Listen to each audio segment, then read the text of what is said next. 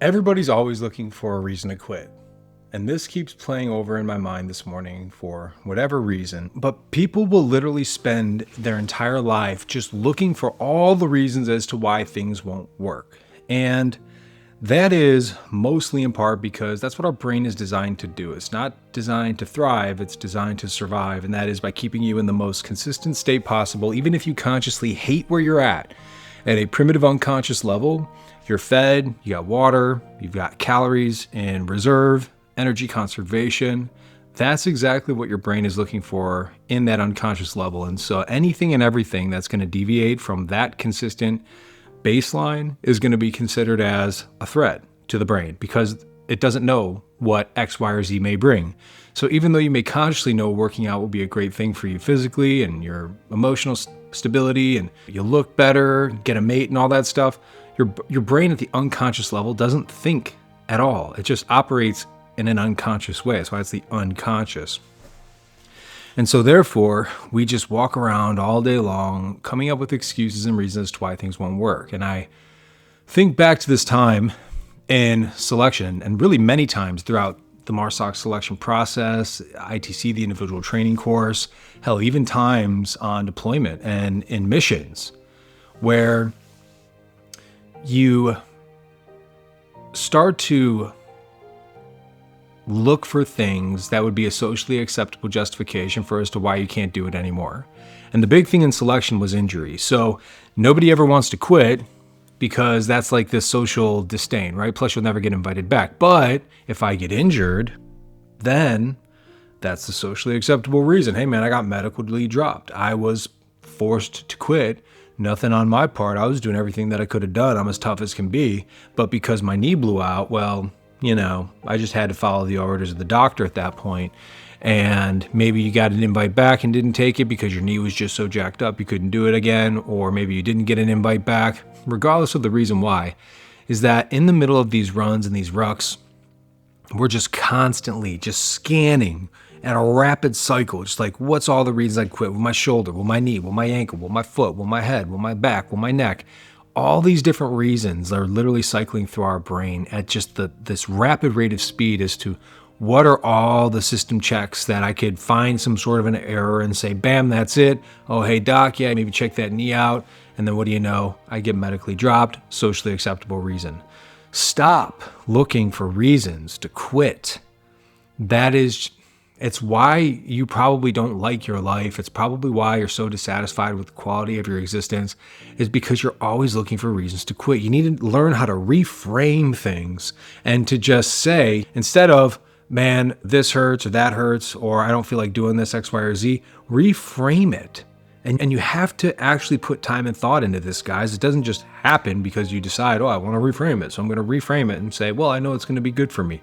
That's not deep enough. A reframe usually encompasses some sort of an emotional evocation, an emotional shift of some kind, because emotion, energy in motion, the Greek root word is emotus. That's energy in motion. We're energy and we get moved towards or away from things when we become emotional about them. And so what are some things that you could do to begin to reframe how you view certain areas of your life? Or maybe your life is perfect and you don't have to listen to my dumb ass talk about this stuff, but for the vast majority of people out there, and really more or less for myself, just to reinforce the belief systems that I've developed over the years and through lessons that I've learned, you have to reframe things. And so how could we do that? Well, first and foremost, instead of looking at all the things that are going wrong, maybe just take a look at what's going right. So I remember on this ruck run in selection, my knee absolutely just buckled, gave out. I mean, it was, even thinking about it now hurts my leg to think about it. And we were only like halfway through this thing. And I was just like, this is not good. I could feel it swelling and throbbing, etc. Oh my God, my knee, it's socially acceptable to get medically dropped and be seen after this. And I'm not going to make the run time. The doc's going to inquire. So I guess that could be a thing, right? Like I can go back to California and rest up and heal and surf and live on the beach still and make my way back. No. My why was too strong. And I needed to accomplish this. There was no anything. There is no socially acceptable anything because I do not care about societal standards. I hate societal standards because they're all weak. They are all weak and flaccid and stupid and lazy and dumb because, again, as an organism, our brain always goes for those things because that's what it's designed to do, is to keep us alive and to conserve energy, to be fat, dumb, and lazy. And we've constructed a system, of course, which represents our unconscious mind to keep us fat, dumb, and lazy. And so therefore, why not bask within the glory of it all? Because of my why. Now, my why for why I went into MARSOC and did what I did over there, there's a bunch of different things that built up. I mean, I used to shoot up dope, and now I'm deployed overseas. I meet this guy, Chris Antonick. He dies a couple days later for whatever reason. And I didn't even know Chris. But that just never sat right with me. I wanted closure on X, Y, and Z. All the reasons I went in, it doesn't matter to you right now here. Just know that there was a deep emotional evocation as to why I decided to do it. And I was going to die before anything pulled me out of it. There's my why. Okay, so now what can I focus on that's working well instead of what's not working well? Well, my right knee is still good. Well, my left foot is good. My left hip is good. So maybe as I'm rucking, I'm going to get a little wonky in this whole thing, and it's probably going to start to wear down on these other systems due to imbalance, but they can carry me through the end of this ruck run, and then I could just adjust, assess, figure out what it is that needs to happen, or in reverse order, assess and then adjust, and then make those decisions to get myself to the next step. So chunking things into these blocks, these small segments. Some of the best information my mom gave me, and I don't know where the hell she even got this from, was when I was going through Marine Corps boot camp, getting ready to go, and I was not a physical specimen by any means whatsoever. She told me when you're on these forced marches, which I still don't even know how she knows any of this stuff, especially back then in 2005, 6, maybe she looked it up in what limited capacity of the internet there was back then. But she said, when you start to get tired and worn down and frustrated, just look for a spot like a tree or a pole or a rock in the short distance and just say, I'm gonna get to that point. And then when you get to that point, look for the next one. And just continue to keep doing that. My mom gave me some of the most impactful and profound advice that I've ever gotten in my entire life. And that is, understand the big picture of things, but break it down into these measurable sizes, these measurable chunks, so that you can attain it and then move your focus to the next one and stay micro-focused on the microcosm. And ultimately, those will add up and you'll be successful over time and you'll be done with the march. And so understanding your reason why and having an emotional evocation in it is absolutely imperative. Being able to see things in the big picture, but then to really focus and to break it down into these chunks, these sizable, these measurable, attainable, and time-driven goals. SMART, I think that's what it stands for goals. Break it down into that so that you actually see what success looks like in the short term, and make sure that when you're doing your back planning, like here's my end objective, here's all the things that I have to do in reverse order to get there, and then you break those down and into those measurable chunks. That will help carry you through anything and everything when it comes to reframing, because now it's not like, oh, I got to do this crazy 2-hour workout. It's like, you know what? I'm just going to get in there. I'm going to do some stretching. Cool. Check. I've done some stretching. I'm going to do 1 deadlift. Okay. Check. All right. I'm going to do 2 deadlifts. All right. Check. So now you start to build momentum, and momentum is so important in all things in life. And so make sure that you understand your why, have an emotional reason that tethers you to that, and then break things down into these small measurable chunks. And now you're reframing already in essence of itself, because you're not looking at the whole entire big picture and how overwhelming it is, whether that's making more money, getting a new job, finding a person to be in a relationship with, seeing if this is the person you want to be with, planning some overseas travel and adventure. It doesn't matter what the big picture, the scope of it all is, because instead of looking at it all and just getting overwhelmed by it and then looking for every reason to stop and quit, instead of thinking about, oh, I got 6 more miles on this ruck run and God knows how many more weeks in this unknown time frame period of training, I'm just looking at it as I'm gonna shift things around in terms of weight distribution till I reach that tree. And then I'll assess and adjust or keep doing things the same. Next tree, that turn, that stone. That in itself is literally reframing an action, because you're not looking at the big picture of it all. You're just looking at it in these small little segmented blocks and chunks. And then the last thing that I would tell you guys to do, and if you really want to develop this resilient type of a mindset, this is unconquerable spirits. This is how you create a resilient mindset. This is like the special forces doctrine of life, and really any sort of top tier performer life mindset, is that we all do this. And so when you've understood your why and you have an emotional tether to it, which is really the foundation of it all, so what you're doing to begin with anyways, when you are capable of breaking things down into those small little measurable chunks while still understanding the big picture, making sure that they make sense and they're leading you in the direction of your overall strategic objective, then you've already accomplished reframing. But to really add the cherry on top, talk to yourself positively. And I don't mean that Stuart Little looking, I'm good enough, I'm smart enough in the mirror type stuff, although that can't hurt. But just talk to yourself in a sense of like, I am a fucking animal. I am a beast. I am going to make it to that next turn. I'm going to make it to that next stone. I'm going to make it to that next measurable benchmark of whatever it is that I'm trying to accomplish.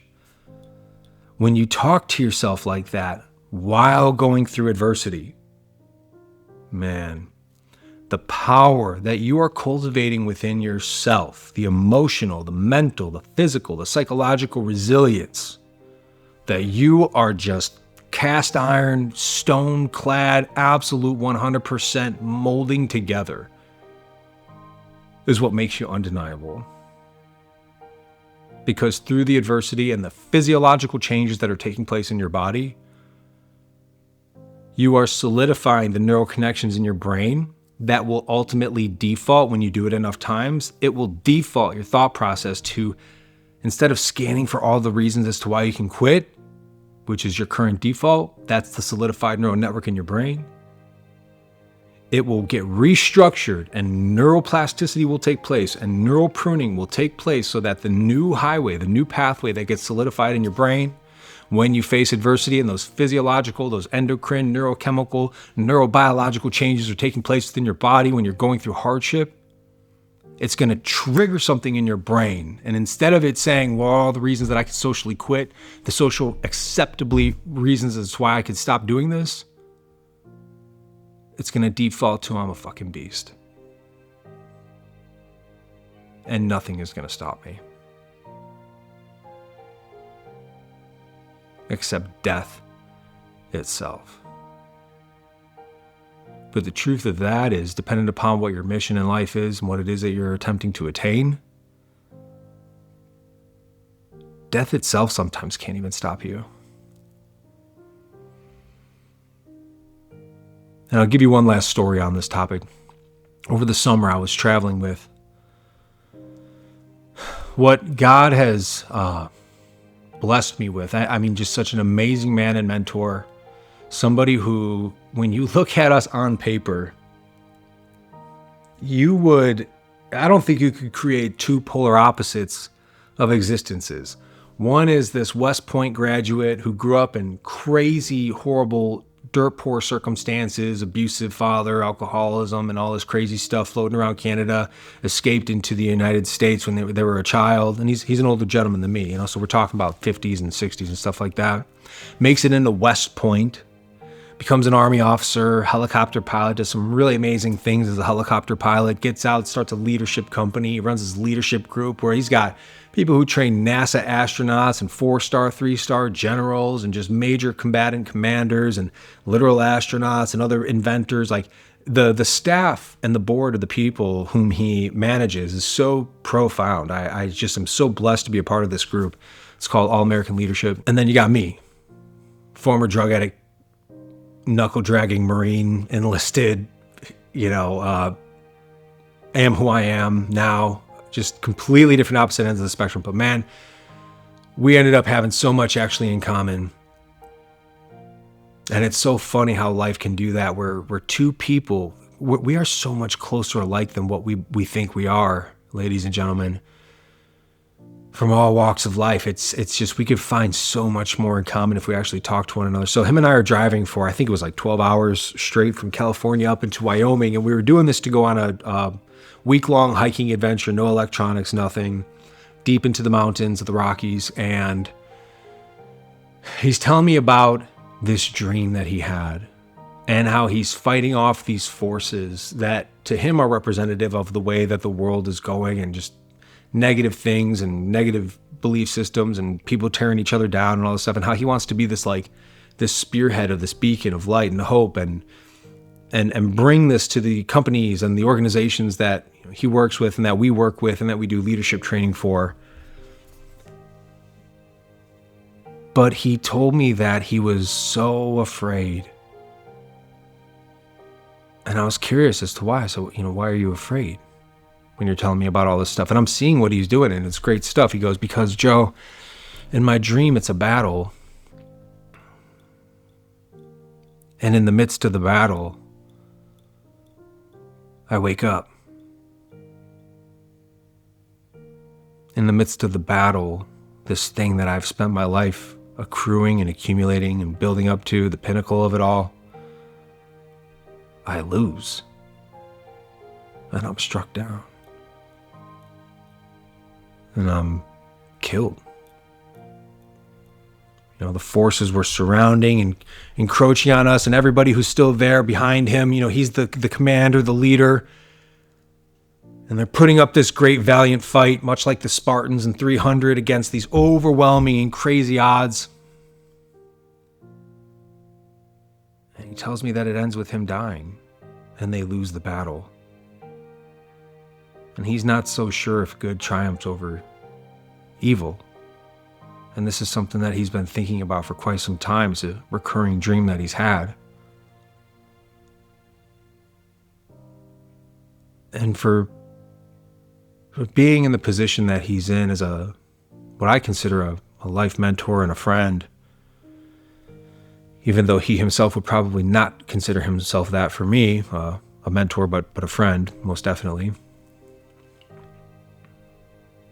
I was kind of heartbroken. The conversation came up in the discussion of good triumphing over evil and how the world is looking and going and all this stuff. And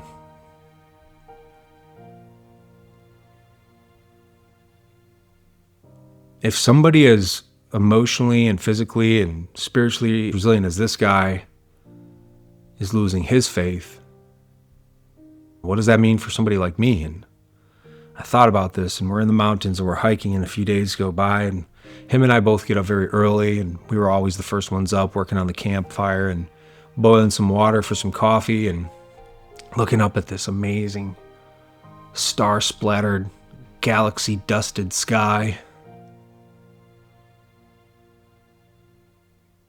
And one morning we're sitting there, and out of nowhere it hits me.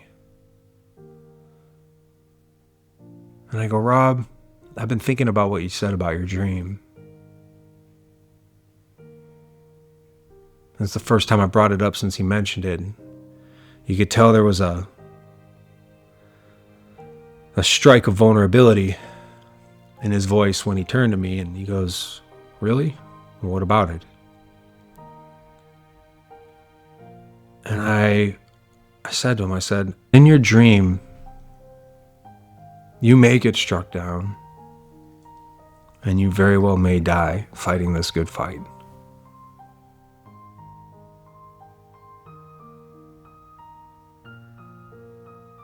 But the impression that you have, and the impression that you have had on those around you in this life, and in that dream, your fellow warriors that were fighting beside you at the moment that you were struck down, sometimes men do great and incredible things when they see their leaders fall.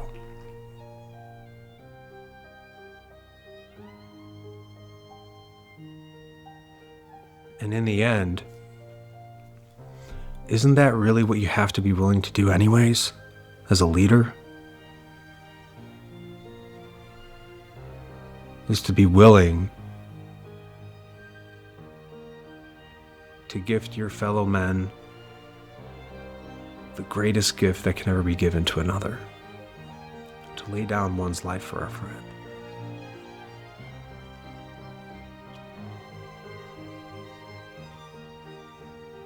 Perhaps it's through your death in the midst of the battle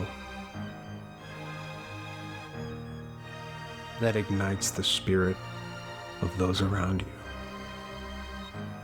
which causes them to be victorious.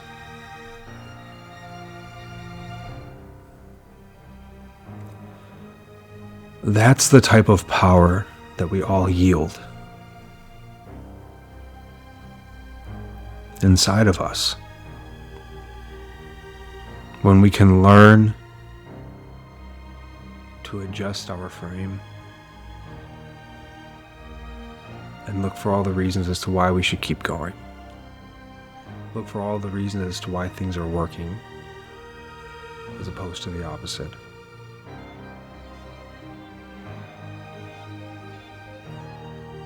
Understand your why. Be emotionally driven by it. Back plan and break things down into these chunked and sizable segments. And change the way that you talk to yourself as you go through that adversity. Because your impact can very much so, go beyond this life to where you become so unbreakable and so unconquerable and so unstoppable that truly and literally even death itself can't stop you. And you will ignite the spirit of others. And through them you will live within their hearts and within their souls. Whatever you're going through,